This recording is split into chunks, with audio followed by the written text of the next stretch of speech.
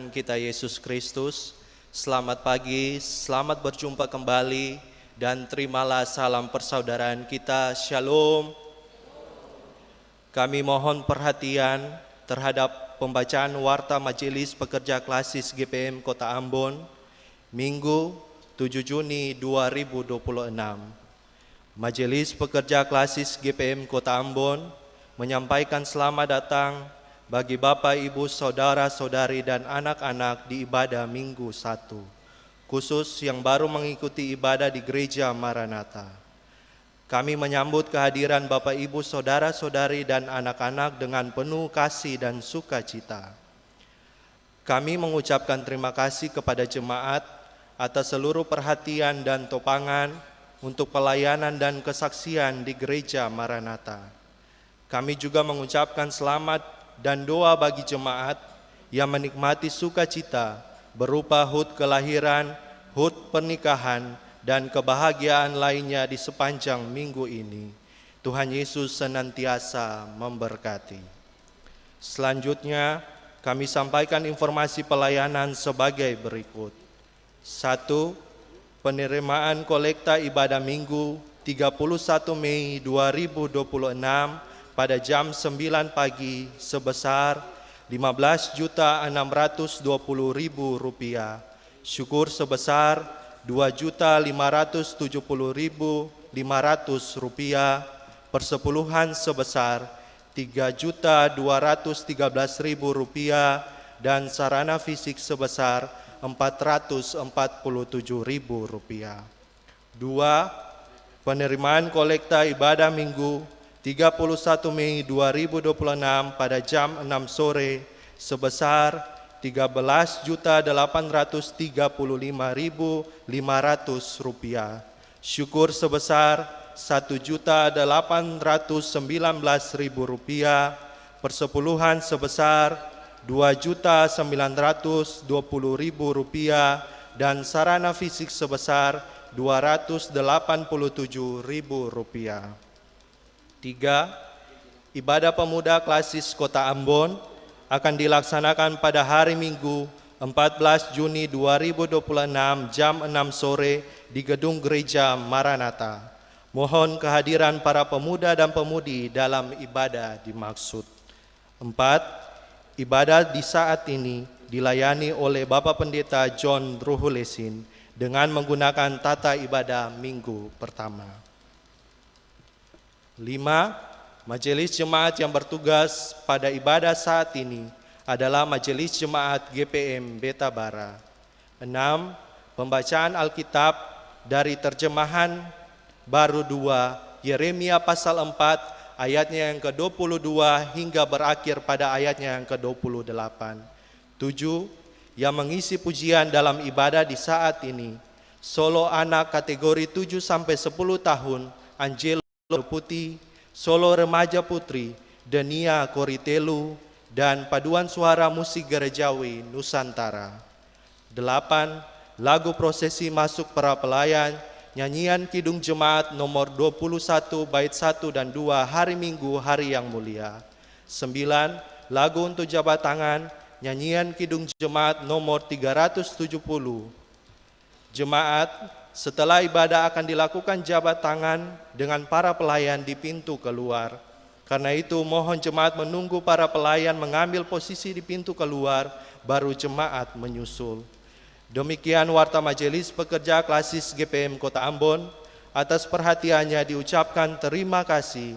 Selamat memaknai persekutuan dengan Tuhan dan sesama di ibadah minggu pertama saat ini. Tuhan Yesus memberkati kita semua. Ambon, 7 Juni 2026, Majelis Pekerja Klasis GPM Kota Ambon, Pendeta E. Muskita MTH Ketua, Pendeta A. Titi Ai Lewaka BSI MSI Sekretaris.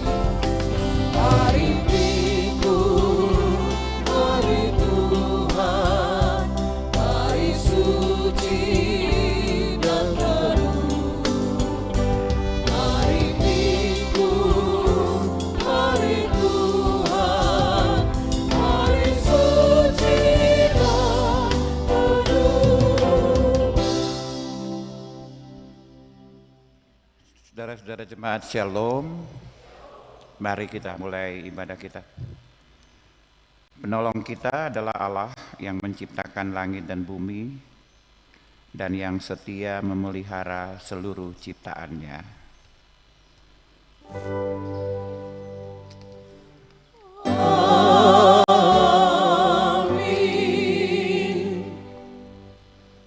Kasih karunia dan damai sejahtera dari Tuhan Yesus Kristus menyertai jemaat.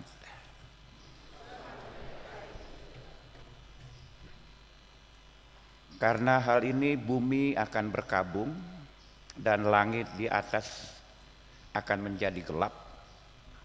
Sebab aku telah mengatakannya, aku telah mencanangkannya. Aku tidak akan menyesalinya dan tidak akan mundur daripada itu.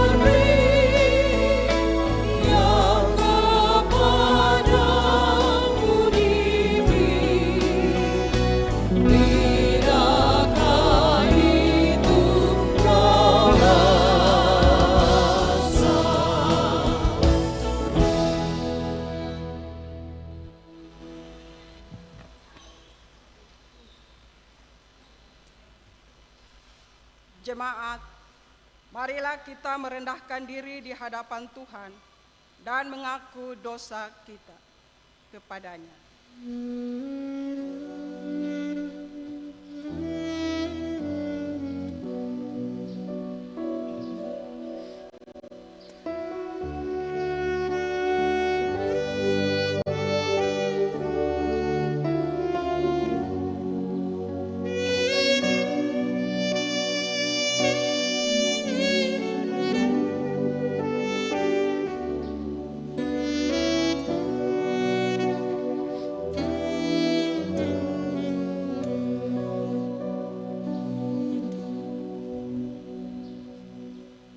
Ya Allah, sebagai manusia yang terbatas, kami mengaku bahwa kami sering tidak setia melakukan apa yang Engkau kehendaki. Kami cenderung mengandalkan kekuatan diri kami sendiri daripada mengandalkan Tuhan.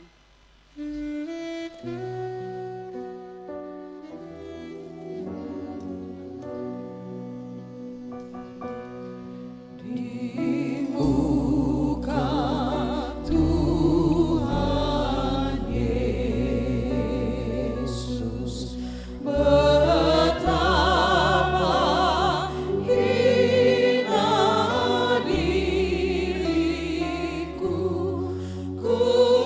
bawa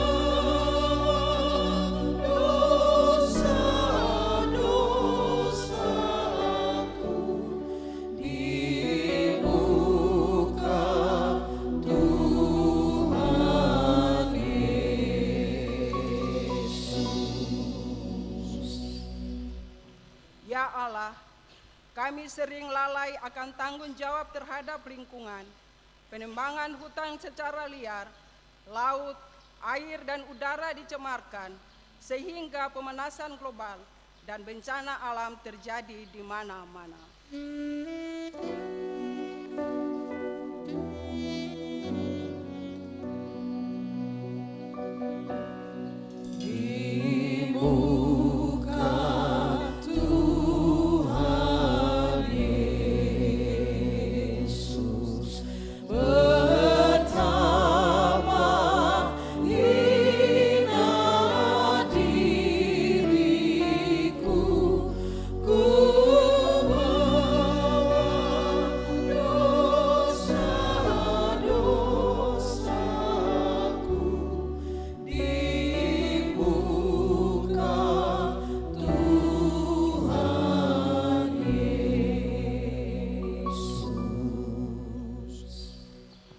Ya Allah, kami lebih suka mementingkan diri, suku, kelompok, bahkan agama sendiri, dan mengabaikan yang lain.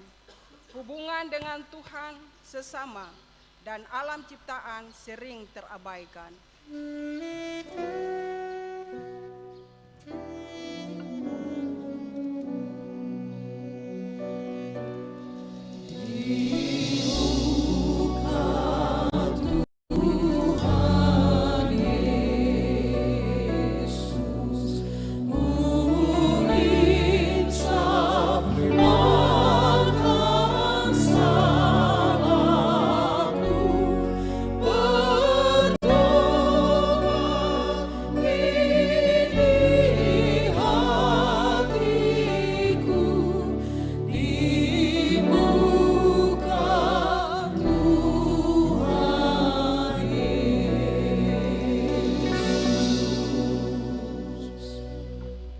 Kasihanilah kami ya Allah, menurut kasih setiamu.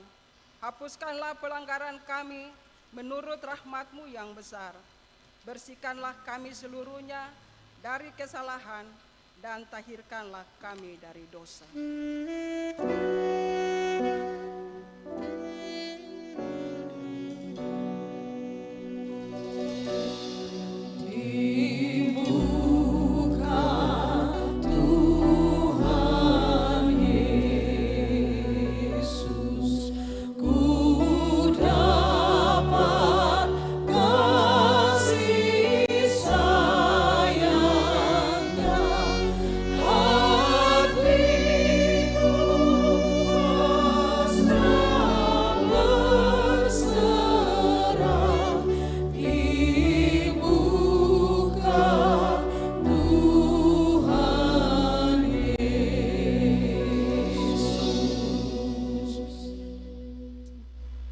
Bagi saudara-saudara yang mengaku dosanya dengan jujur dan penuh penyesalan di hadapan Allah, maka sesungguhnya pengampunan dosa telah berlaku, seperti yang dikatakan dalam Kisah Para Rasul, pasalnya ke-13 ayatnya yang ke-38.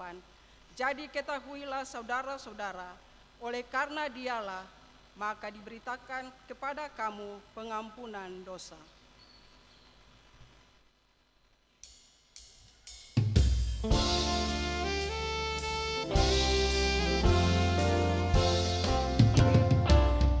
Dihapuskan dosaku hanya oleh darah Yesus.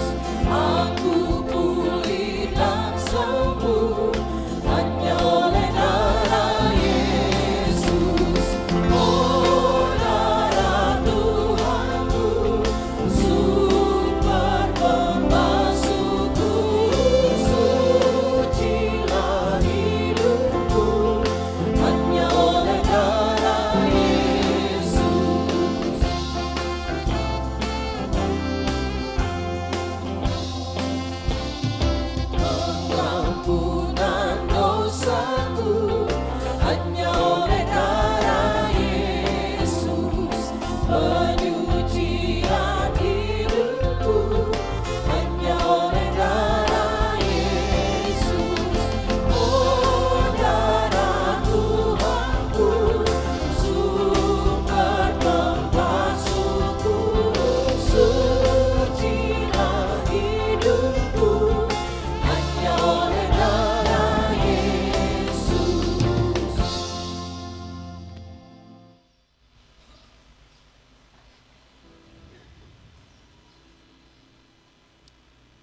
Jemaat, dengarlah dan berlakukanlah petunjuk hidup baru ini dalam hidup saudara-saudara, sebagaimana yang tertulis dalam Roma pasal yang ke-13 ayat yang 8 hingga pada ayat yang ke-10.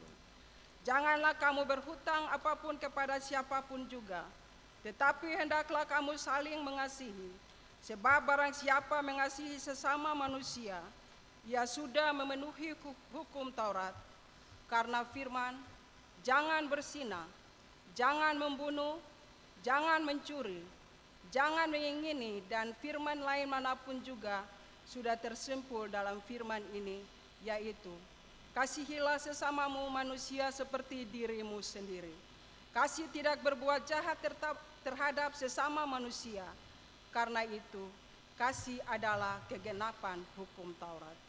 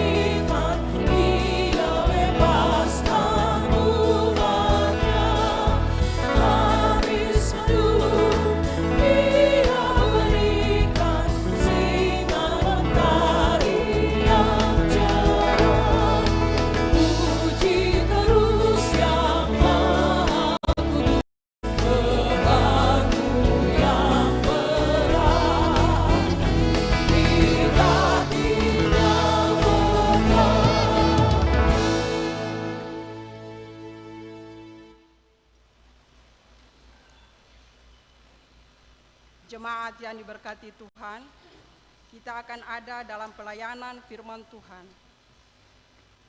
Pembacaan Alkitab di saat ini terbaca dari Alkitab Perjanjian Lama, Kitab Yeremia, pasalnya yang keempat, ayat 22 hingga pada ayatnya yang ke-28.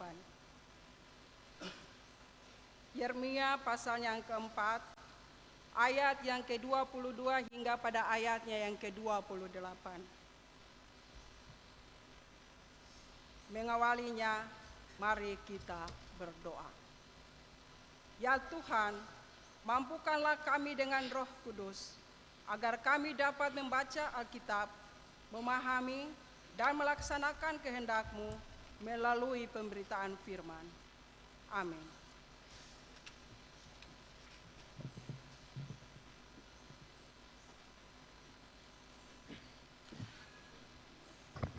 Bapak Ibu dan Saudara, kita membaca firman Tuhan, Yeremia pasal 4 ayat 22, berhana ayat 28, Yehuda mendapat ancaman dari utara. Sungguh umatku itu bodoh, mereka tidak mengenal aku, mereka adalah anak-anak tolol dan tidak mempunyai pengertian. Mereka pandai berbuat jahat, tetapi tidak tahu berbuat baik. Aku melihat bumi ternyata belum berbentuk dan kacau balau, dan melihat langit tidak ada terangnya.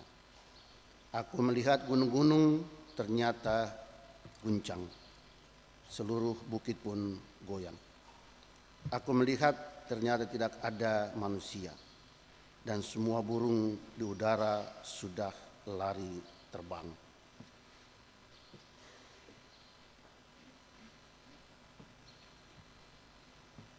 Aku melihat, ternyata tidak ada manusia, dan semua burung di udara sudah lari terbang.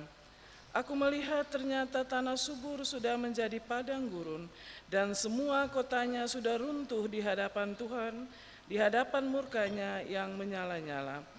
Sebab beginilah firman Tuhan.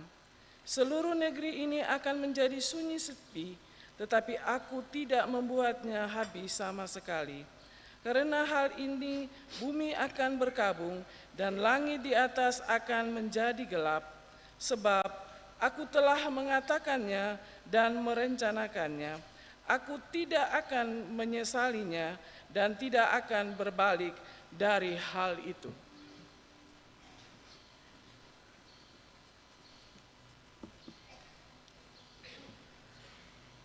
Tetapi hendaklah kamu menjadi pelaku firman, dan bukan hanya mendengar saja.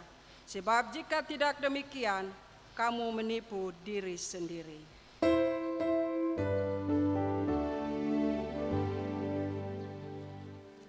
Haleluya, haleluya, haleluya.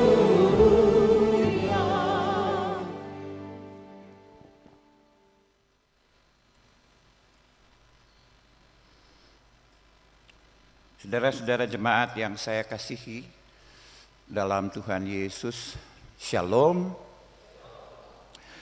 Saudara, tema kita di minggu ini masih tetap pada gereja rumah tangga.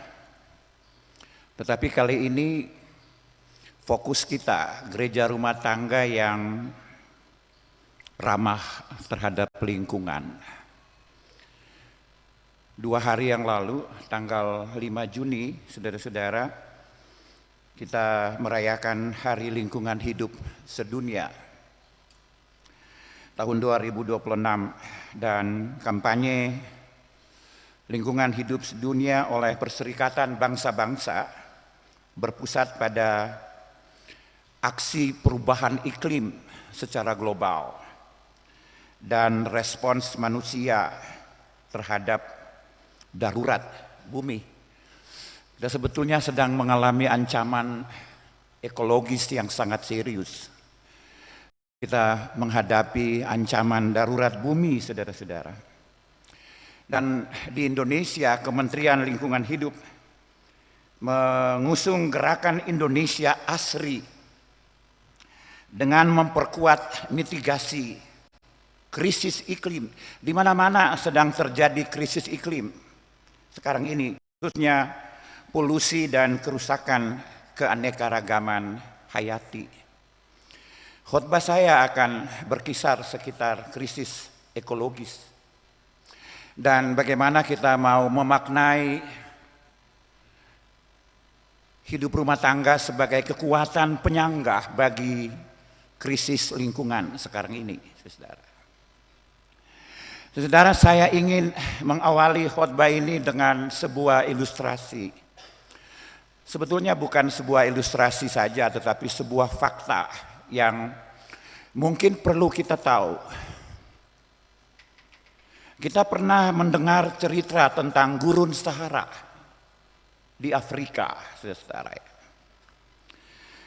Konon, menurut seorang ahli sejarah, Pnelius, gurun Sahara daerah itu dulunya sebetulnya adalah pusat flora dan fauna terbesar di dunia.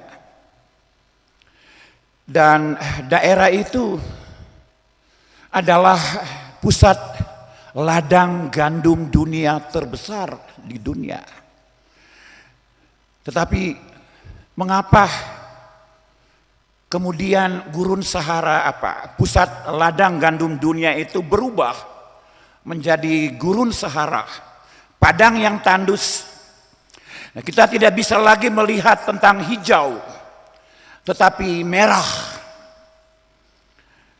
Lautan yang kering, dataran yang kering. Apa yang menyebabkannya? Apakah pernah terjadi gempa yang dahsyat sehingga tanah turun dari langit yang membuat padang fauna dan flora itu berubah menjadi gurun yang tandus? Tidak pernah ada banjir, tidak pernah ada bencana, saudara-saudara. Tapi hasil penelitian membuktikan bahwa ternyata daerah itu menjadi tandus dan menjadi gurun, itu terjadi karena keserakahan manusia, ulah manusia. Justru tangan manusialah yang membuat padang yang hebat itu. Pusat ladang gandum dunia itu berubah drastis menjadi gurun, tandus. Ternyata andil manusia sungguh-sungguh berarti merubah bumi tempat dia hidup menjadi dataran yang tandus, saudara. Apa yang membuat manusia betul-betul serakah terhadap bumi? Kita pernah tahu dan kita pernah menonton film-film gladiator. Film-film gladiator itu menjadi sesuatu yang diminati oleh kebudayaan Romawi ketika itu. Dan mereka datang ke Afrika untuk mengejar binatang-binatang buas, untuk bertarung di teater gladiator. Kalau kita nonton film gladiator, ada binatang-binatang buas bertarung dengan manusia. Binatang-binatang itu diambil dari Afrika dan bertarung dengan manusia. Dan oleh karena itu binatang-binatang buas itu dikejar. Mereka membangun teater besar dengan membabat hutan di mana-mana. Itu terjadi karena ulah dan kerakusan manusia, keserakahan manusia, egoisme manusia. Dan saudara-saudara, tidak hanya itu, tetapi mereka membangun rumah, membangun tempat-tempat tidur rumah tangga dengan taring-taring gajah, dan hiasan-hiasan rumah tangga dibangun dari binatang-binatang buas, tulang-tulang binatang-binatang buas. Apa yang terjadi? Binatang-binatang habis. Singa-singa Afrika habis karena ulah manusia. Gerakan kebodohan manusia, kehilangan moral dan kehilangan etik, membabat bumi. Mereka membangun kapal-kapal perang dengan membabat hutan-hutan di kayu-kayu, habis. Apa yang terjadi? Tandus. Manusia menderita karena ulah manusia. Saudara, ternyata krisis dan dosa ekologis yang sering terjadi di mana-mana diakibatkan oleh keserakahan manusia. Manusia serakah, memakan lebih dari apa yang ia inginkan, menghisap apa yang menjadi milik manusia itu sendiri. Ibarat tebu, kalau orang makan tebu, orang menghisap sarinya. Keserakahan itu seperti itu, di mana-mana. Manusia menjadi serakah dan merusak bumi ini. Dan dia tidak melihat tentang pentingnya masa depan manusia. Saudara, itu yang terjadi di Indonesia. Saya ingin menyebut 2 kasus yang terjadi belakangan ini. Pada tahun 2025, bencana ekologis yang sangat dahsyat di Sumatera dan Aceh. Fakta ini menegaskan tentang realitas ketidakadilan ekologis yang dialami oleh bumi, dan dosa ekologis ini telah mengakibatkan penderitaan manusia. Banjir bandang di Sumatera luar biasa, yang mengakibatkan penderitaan manusia.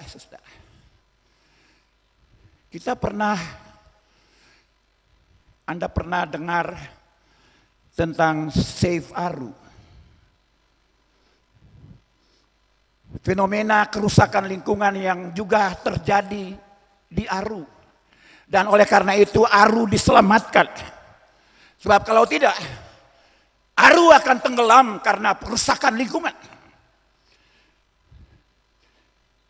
Bencana yang kedua yang mau saya sebutkan, yang sering kita dengar di media hari ini adalah tentang film Pesta Babi yang terjadi di Papua Selatan. Walaupun ini agak sensitif, tetapi ingin saya sebutkan pada kesempatan ini bahwa ancaman kerusakan ekologis yang serius di wilayah Papua, dampaknya bagi masyarakat adat dan lingkungan ekologis, ketidakadilan sosial yang terjadi karena kerakusan manusia dengan pembangunan food estate di Papua. Dan apa yang terjadi adalah pesta babi kemudian diperpolitisir sedemikian rupa. Sebab apa yang terjadi adalah ketidakadilan. Saya ingin mengatakan ini agar kita betul-betul sadar sebagai manusia bahwa bumi sebagai tempat hidup bersama, rumah bersama kita. Kalau tidak kita jaga dan tidak kita pelihara, kita akan kehilangan masa depan. Kita akan mengalami ketidakadilan ekologis, rusak, hancur-hancuran. Saya ingin mengingatkan tentang proyek yang kita bayangkan akan terjadi di Masela, yang juga bisa berimplikasi terhadap dosa ekologis terhadap masyarakat. Dan oleh karena itu saya ingin menghimbau pemerintah untuk berhati-hati.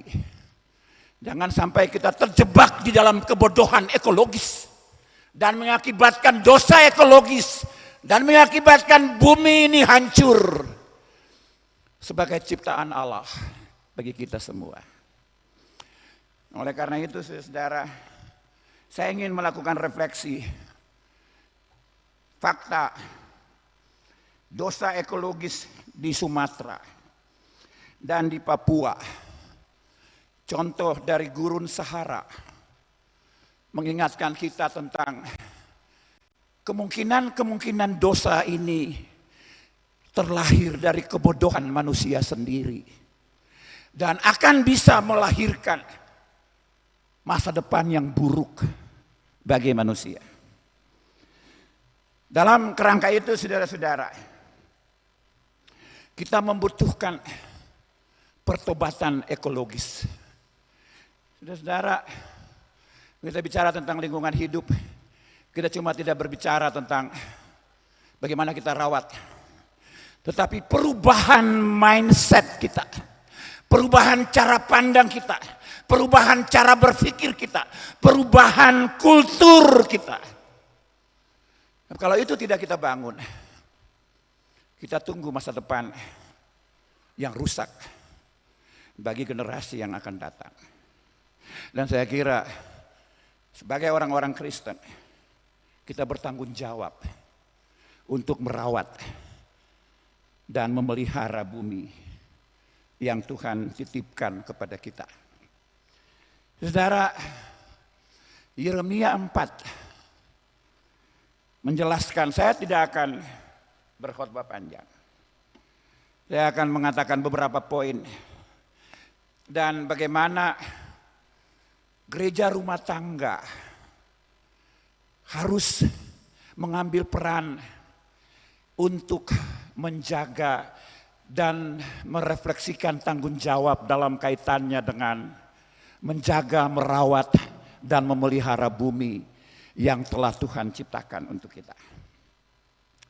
Saudara, Yeremia 4 menjelaskan tentang bangsa Yehuda atau Israel Selatan yang sedang mengalami masa-masa awal kejatuhan Yerusalem dan penghancuran bait Allah di Yerusalem.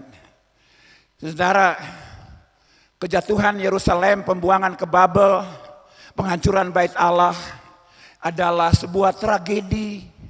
Bukan cuma tragedi sosial, bukan cuma tragedi ekologis, tetapi juga sebuah tragedi iman, tragedi spiritual, tragedi moral, tragedi etik yang dialami oleh umat ini.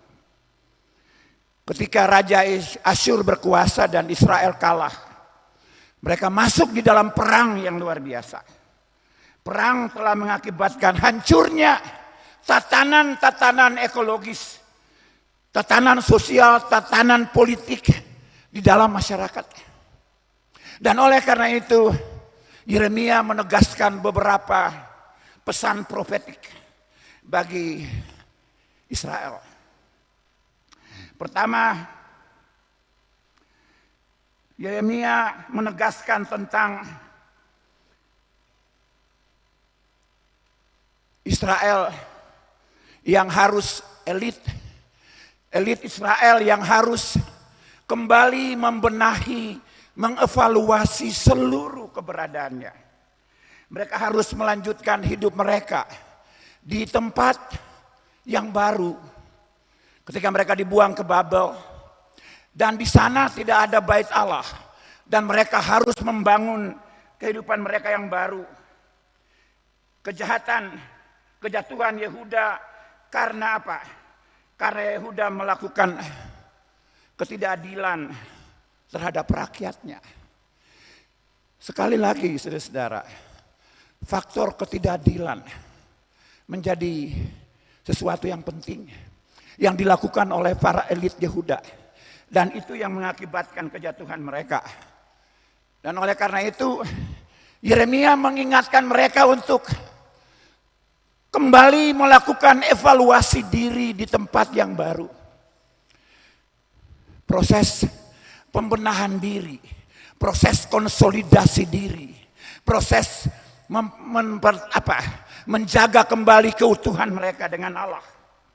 Pada sisi lain, rakyat jelata yang tinggal di Yerusalem harus membutuhkan kekuatan untuk menghadapi situasi yang mereka hadapi. Situasi yang mereka hadapi tidak lain adalah krisis sosial, krisis politik, krisis lingkungan, dan itu harus mereka hadapi. Dalam situasi semacam itu, saudara-saudara, Yeremia menegaskan pesan profetik beberapa hal. Yang pertama adalah Yeremia menyebutkan Israel sebagai jemaat atau umat, sebagai mereka yang bodoh. Kalau kita membaca ayat 22, sungguh bodohlah umatku, mereka tidak mengenal aku, mereka adalah anak-anak tolol dan tidak mempunyai pengertian. Bodoh dalam pengertian ini adalah mereka tidak memiliki hikmat, pengertian tentang Allah.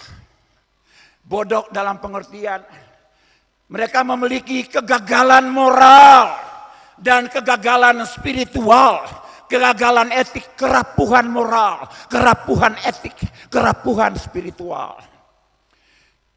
Jemaat, kalau kita mengalami krisis, dan krisis itu terjadi oleh karena krisis moral, krisis etika, krisis spiritual, akan mengakibatkan krisis yang terjadi dalam hampir seluruh hidup kita.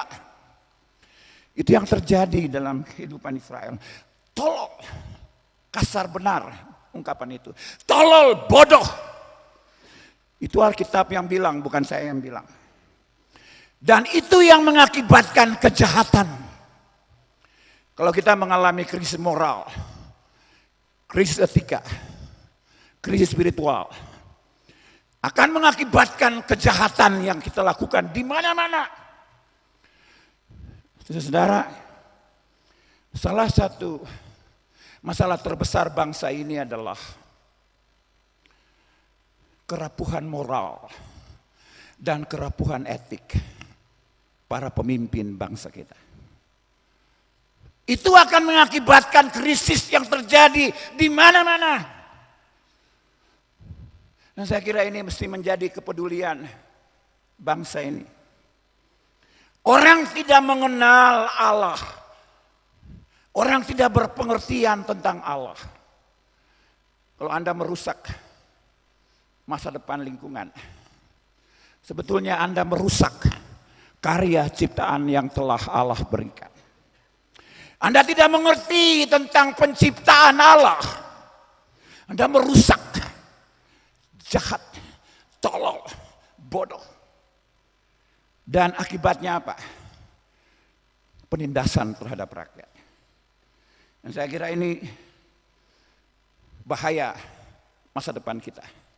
Kalau kebodohan kita yang mengakibatkan kejahatan, karena ketidakpengertian kita tentang kehendak Allah, kuasa Allah, ciptaan Allah, akan mengakibatkan kerapuhan dalam hampir seluruh kehidupan kemanusiaan kita.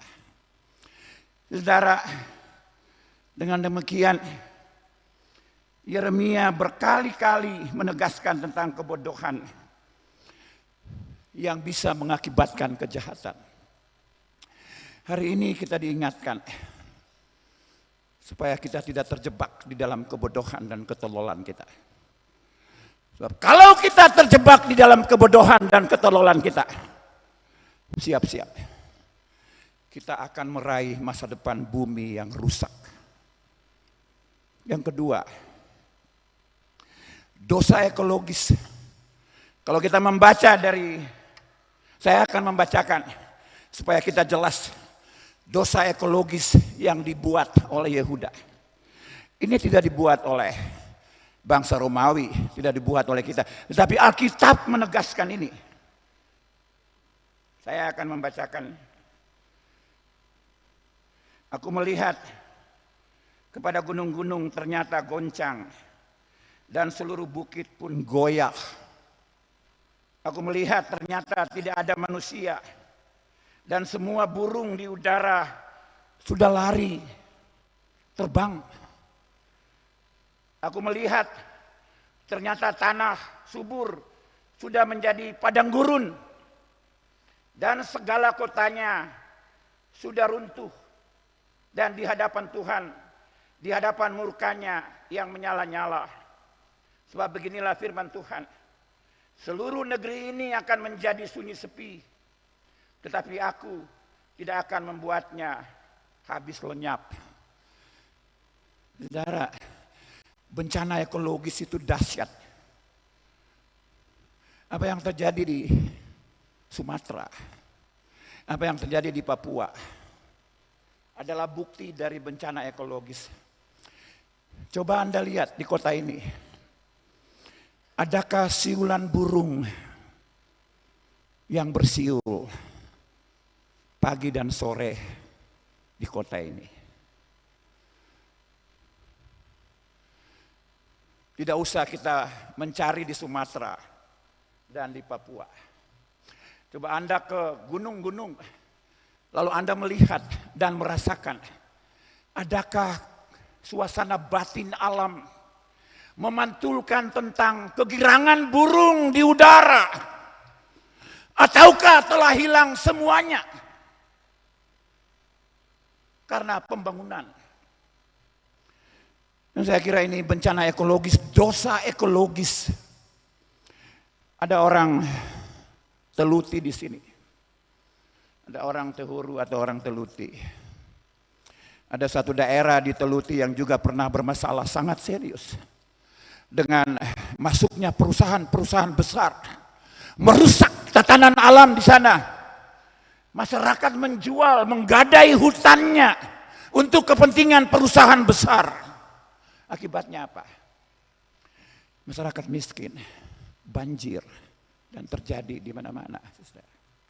Dan saya kira itu terjadi. Dan saya kira dosa ekologis itu terjadi. Perubahan iklim,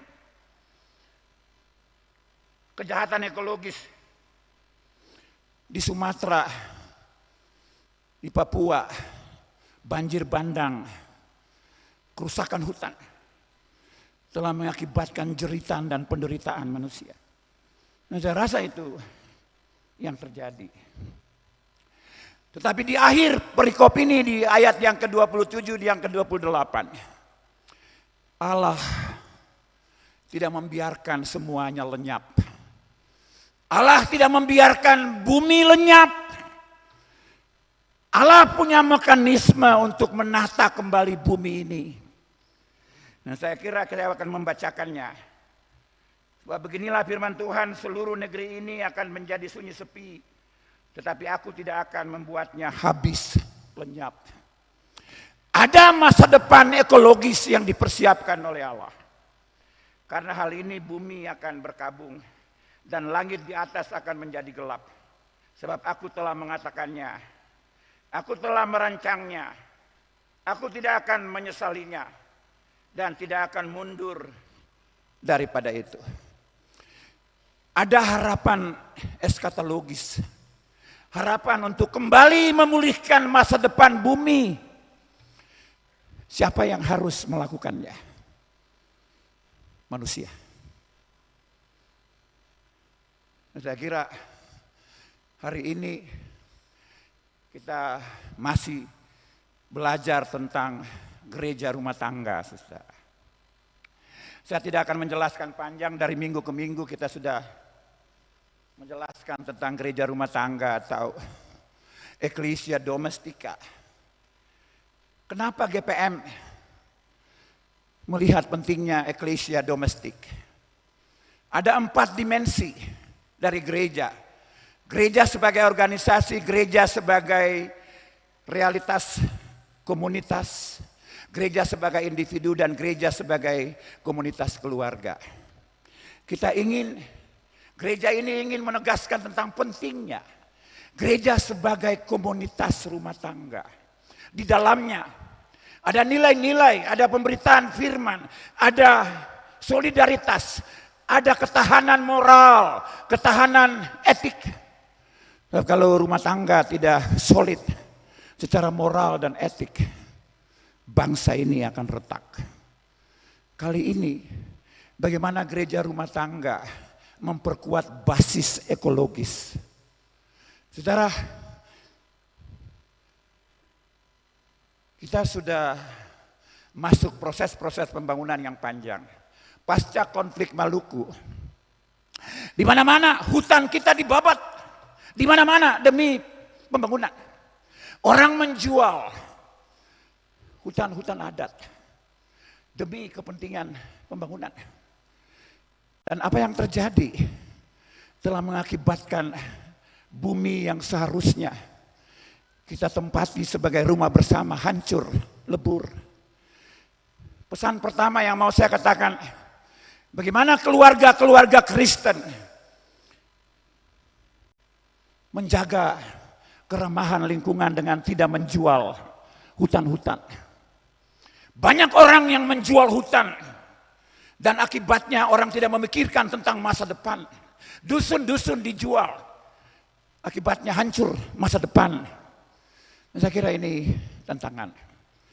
Yang kedua, panggilan kita untuk membangun rumah tangga yang ramah. Bagaimana kita memperkuat agar kita tidak membuang sampah sembarangan. Kota Ambon akan sibuk dengan armada-armada sampah akan tidak cukup untuk menampung sampah-sampah keluarga. Kenapa itu terjadi? Oleh karena kita belum punya agenda untuk memperkuat basis rumah tangga dengan mengelola sampah secara profesional. Dan saya kira sudah waktunya untuk menjaga lingkungan yang masa depan yang baik. Pemerintah, masyarakat terlibat untuk memperkuat basis keluarga dengan kelestarian lingkungan hidup. Kita tidak lagi membabat hutan untuk masak, tentu. Banyak orang sudah menggunakan kompor dan gas. Tetapi sejauh mana kompor dan gas bisa menjadi kekuatan untuk melestarikan alam? Itu juga masalah kita di dalam rumah tangga kita. Bagaimana kita mendidik rumah tangga Kristen untuk membuat kompos? Itu belum kita lakukan secara baik. Dan saya kira di sini panggilan kita untuk menjaga dan melestarikan lingkungan. Yang mau saya katakan yang terakhir adalah jangan kita terjebak di dalam kebodohan dan ketololan yang akibatnya akan merusak bumi. Peran sekecil apapun kita bisa punya andil untuk merusak bumi ini. Dan oleh karena itu pagi hari ini kita diingatkan oleh firman ini untuk menjadi keluarga-keluarga Kristen yang bertanggung jawab bagi masa depan bumi sebagai rumah bersama kita. Tuhan memberkati kita. Amin.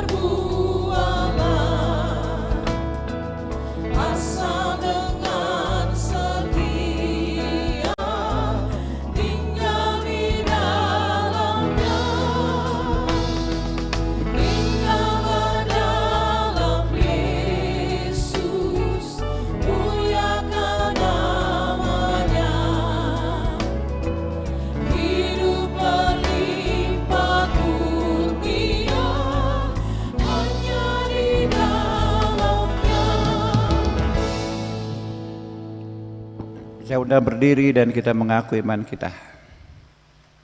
Mari saudara-saudara jemaat bersama semua orang percaya, di mana saja kita mengucapkan pengakuan iman rasuli bersama-sama. Kita mulai. Aku percaya Bapa yang Maha Kuasa, Khalik langit dan bumi, Anaknya yang tunggal Tuhan kita, yang dikandung daripada Roh Kudus, lahir dari anak darah Maria, yang menderita di bawah pemerintahan Pontius Pilatus, disalibkan, mati dan dikubur, turun ke dalam kerajaan, pada hari yang ketiga bangkit pula dari antara orang mati, naik ke sorga, duduk di sebelah kanan Allah, Bapa yang Maha Kuasa, akan datang dari sana untuk menghakimi orang yang hidup. Percaya kepada Roh Kudus, gereja yang kudus, pengampunan dosa, dan hidup yang kekal. Saudara, kita akan mendengar Angelo Manuputi, solo anak 7 tahun ke atas. Ini mereka yang akan mengikuti lomba Pesparawin Nasional dari Maluku. Ada 2, Angelo Manuputi dan Denia Koritelu, solo remaja putri.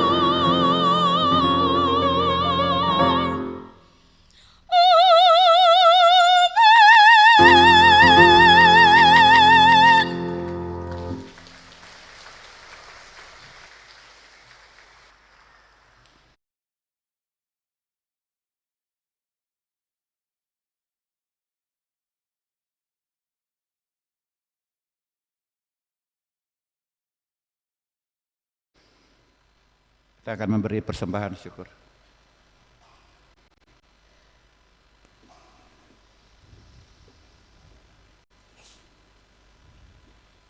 Jemaat yang diberkati Tuhan, tiba saatnya kita akan memberikan persembahan-persembahan syukur. Sebelum memberikan persembahan syukur, dengarlah anjuran.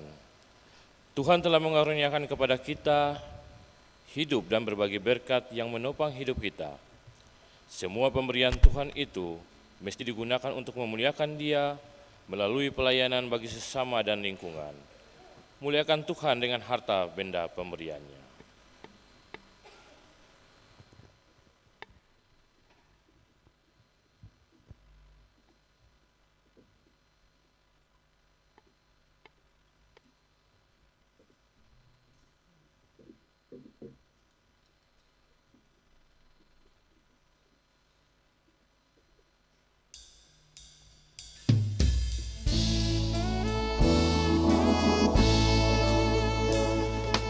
Di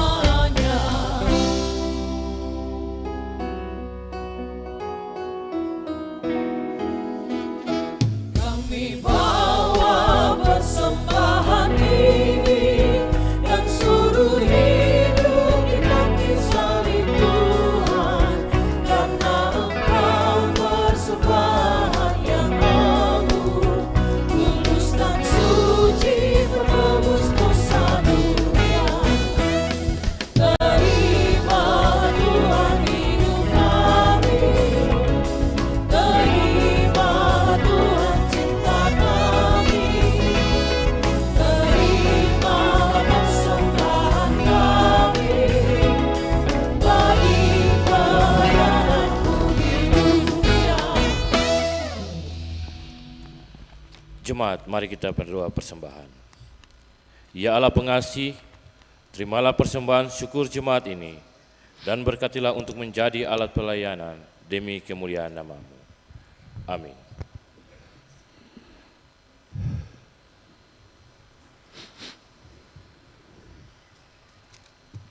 Kita dengar lagi paduan suara musik gerejawi Nusantara. Ini juga ya, mau ikut lomba ya. Ya, ini juga yang mau ikut lomba Pesparawi Nasional.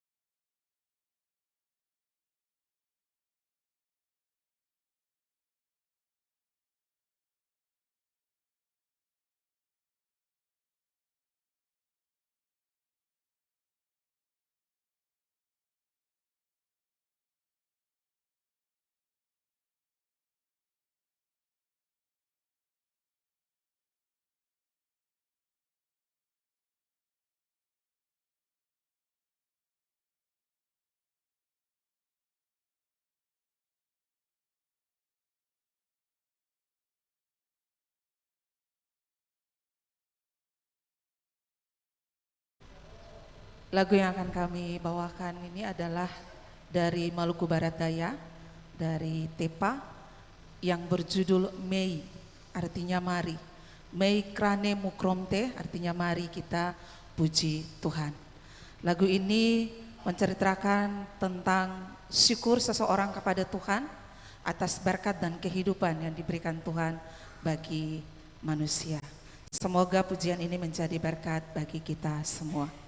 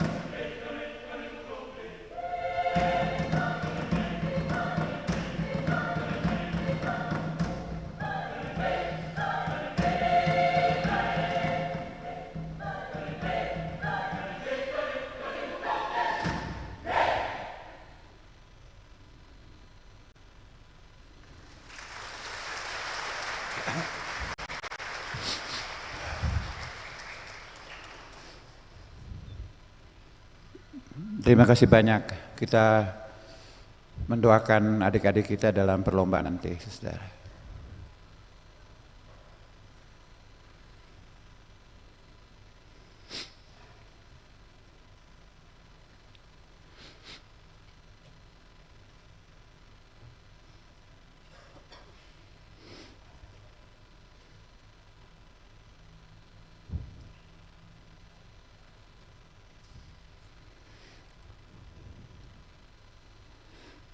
Mari kita berdoa syafaat, kita akhiri dengan doa Bapa kami. Bapa yang baik dalam Tuhan Yesus yang menuntun kami dengan kuasa roh dan hikmat-Mu. Kami bersyukur pagi hari ini Tuhan hentar untuk beribadah bersama di gedung gereja Maranatha. Kami datang dengan rumah tangga kami, suami, istri, anak-anak, opa, oma, saudara bersaudara. Kami bersyukur untuk bumi yang Tuhan beri.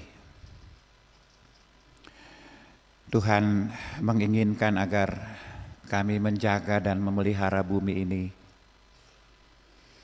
supaya menjadi rumah bersama kami diami dengan damai, dengan sukacita. Kami bersyukur sebab Tuhan mengingatkan kami dosa, ketololan dan kebodohan kami. Karena ketiadaan pengenalan, pengetahuan yang baik, yang benar tentang Tuhan, tentang ciptaan-Mu.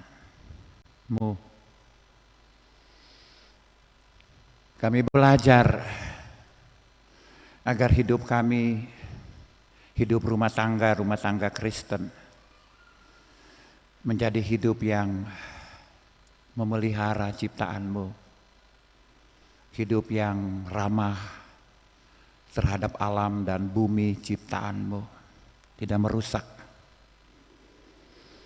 Sebab kami bertanggung jawab terhadap masa depan bumi ini. Tuhan menciptakannya baik dan Tuhan mempercayakannya untuk kami kelola dengan baik. Kami berdoa agar bencana-bencana ekologis yang terjadi di mana-mana di negeri ini, di Sumatera, di Papua, juga di tempat-tempat lain,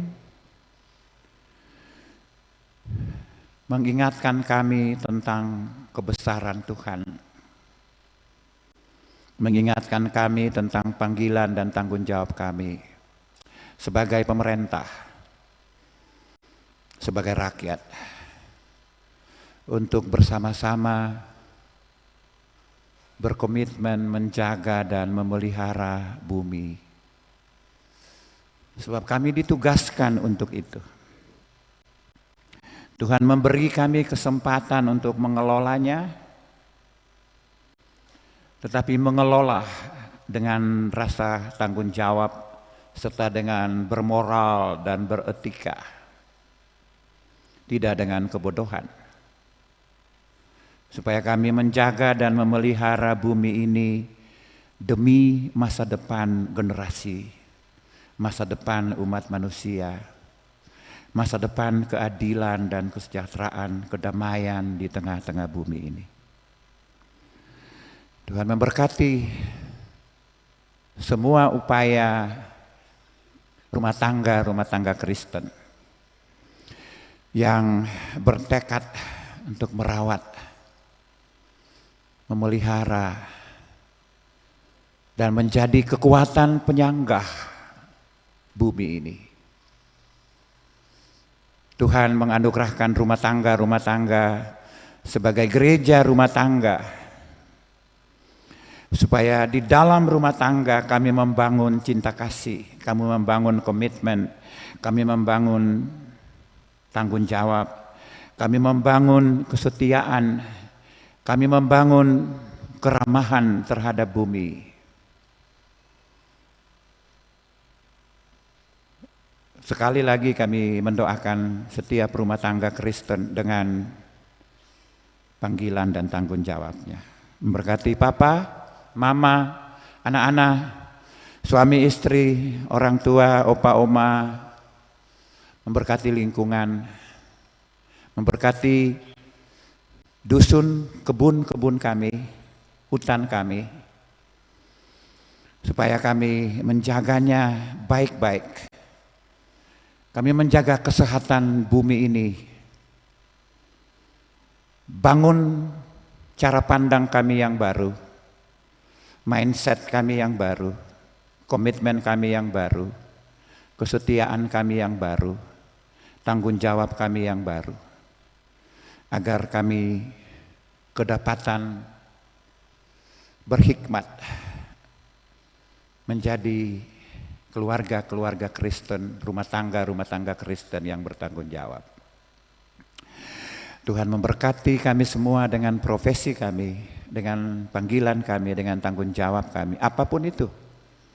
Kalau kami pemerintah, kalau kami penguasa, Tuhan beri kami ketahanan moral dan etik yang kuat, supaya di dalam leadership kami, kepemimpinan kami terpanggil untuk tidak jatuh di dalam kebodohan dan ketelolan. Tetapi kami memiliki hikmat, pengertian, komitmen dan tanggung jawab yang benar terhadap seluruh ciptaan Tuhan. Memberkati kami Tuhan sebagai orang-orang yang Tuhan percayakan untuk bertanggung jawab. Memberkati kami sebagai rakyat dalam semua tanggung jawab kami. Memberkati kami sebagai TNI dan Polri dalam tugas menjaga ketahanan, keamanan, dan kemaslahatan negeri ini. Memberkati kami sebagai ASN, memberkati kami sebagai mahasiswa, siswa, sebagai dosen, sebagai guru, sebagai petugas-petugas medis, sebagai politisi, sebagai pengacara, sebagai kondektur, sopir, tukang beca, ojek. Memberkati kami semua dalam profesi apapun supaya kami menjadi orang-orang yang bijaksana, terpanggil untuk menjaga dan merawat kelangsungan hidup masa depan bumi ini.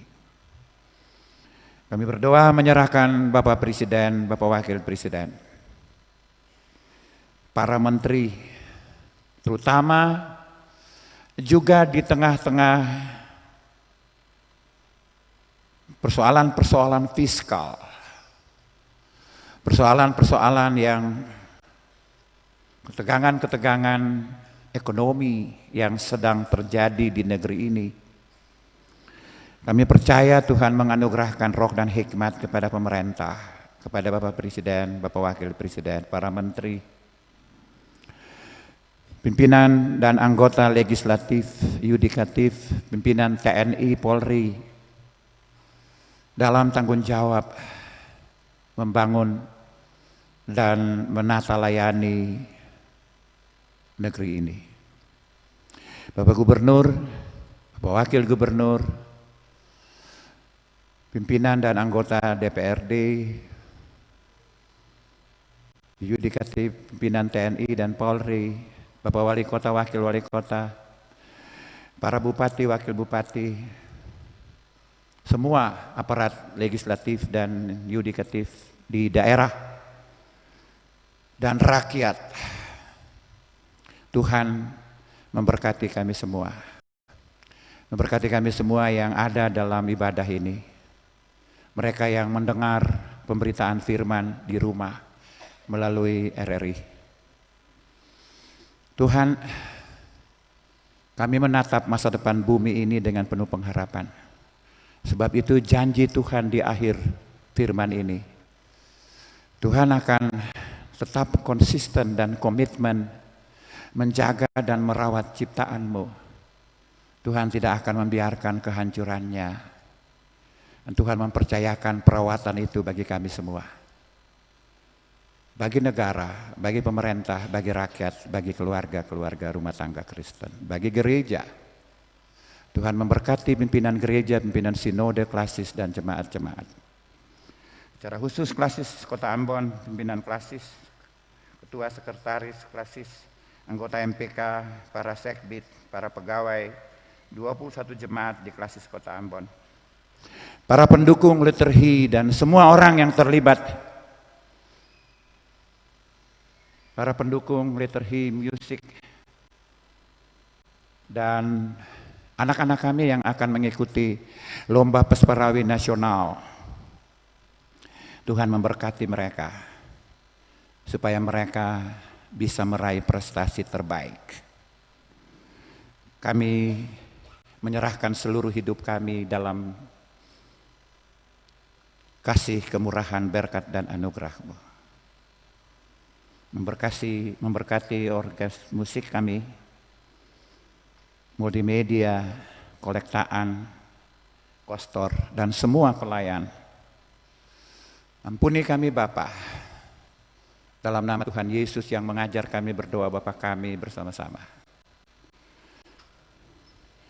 Dikuduskanlah namamu, datanglah kerajaanmu, jadilah kehendak-Mu di bumi seperti di sorga. Berilah kami hari ini makanan kami yang secukupnya, dan ampuni kami akan kesalahan kami, seperti kami sudah tahu mengampuni orang yang bersalah kepada kami, dan janganlah membawa kami ke dalam pencobaan. Lepaskan kami dari yang jahat, karena Engkaulah yang punya kerajaan dan kuasa dan kemuliaan sampai selama-lamanya. Amin. Saya undang jemaat berdiri.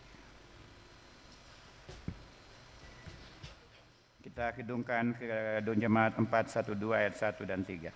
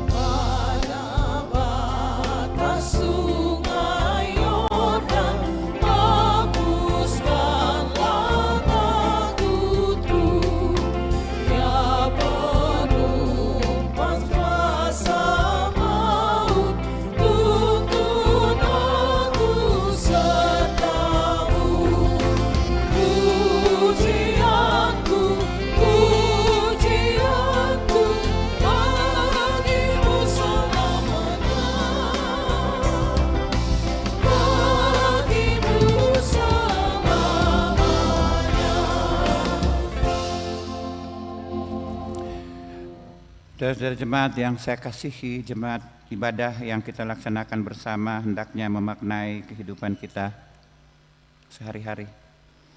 Yesus berkata, aku telah menetapkan kamu supaya kamu pergi dan menghasilkan buah.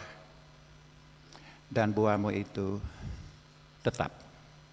Terimalah berkat Tuhan. Tuhan memberkati kamu dan melindungi kamu. Tuhan menyinari kamu dengan wajah-Nya dan memberi kamu kasih karunia.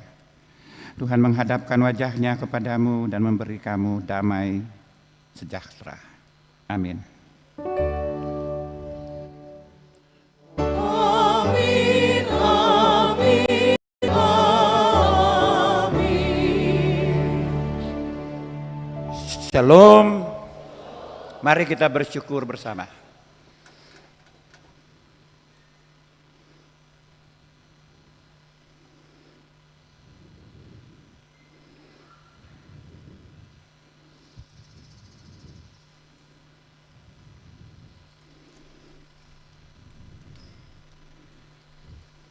Saudara-saudara jemaat, shalom, selamat hari Minggu.